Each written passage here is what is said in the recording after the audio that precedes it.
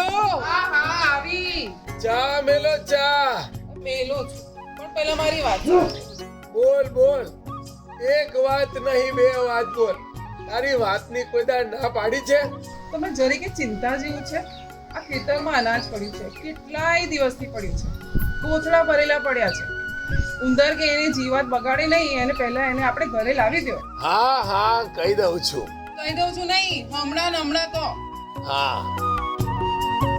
મહેશ, ઓ મહેશ, મહેશ બેરો થઈ ગયો છે કે શું? હા બાપુજી. અરે બેરો નથી થઈ ગયો, શું કહો છો બોલો?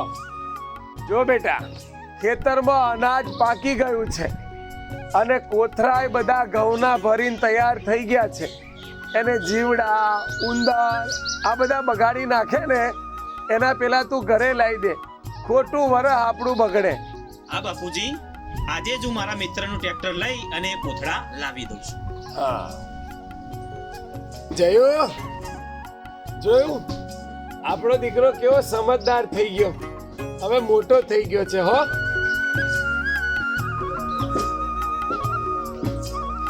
જો મહેશજી, આ વખતે બધું અનાજ વ્યવસ્થિત સાફ કરીને પીપળામાં ભરજે, કારણ કે ખબર છે ને ગઈ વખતે તો જીવડા પડી ગયા હતા. હા હા, આ વખતે પેલો પાવડર ચોક્કસ લેતા આવજો. ગયા વખતે આપણા બાજુવાળા મીનાબેને એ પાવડરમાં ઘઉં રાખ્યા હતા, તો અત્યાર સુધી એ ઘઉં એવા ને એવા રહ્યા છે. તો આ વખતે તમે પણ ભૂલ્યા વગર એક પાવડર ચોક્કસ લેતા આવજો. પણ એ પાવડર કયો, એનું નામ શું? એ પાવડર, હા, boric powder. Boric powder? Boric powder. હા હા, સારું, લાવીએ છીએ.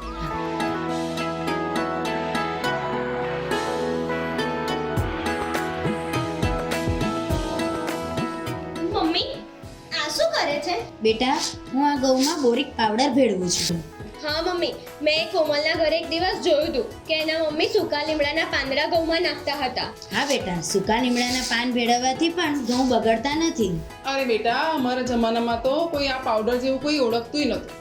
અમારે તો ઘરે ઘઉં આવે ને એને સાફ સૂફ કરીને તડકે સૂકવીને એને દિવેલથી મોઈને પીપળામાં ભરી દેતા હતા. હા બા, એ કેવી રીતે?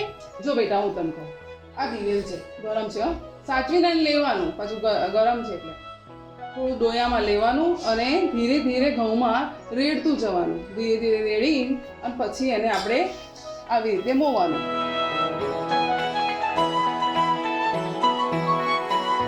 જેથી ઘઉં લાંબા સમય સુધી સચવાય.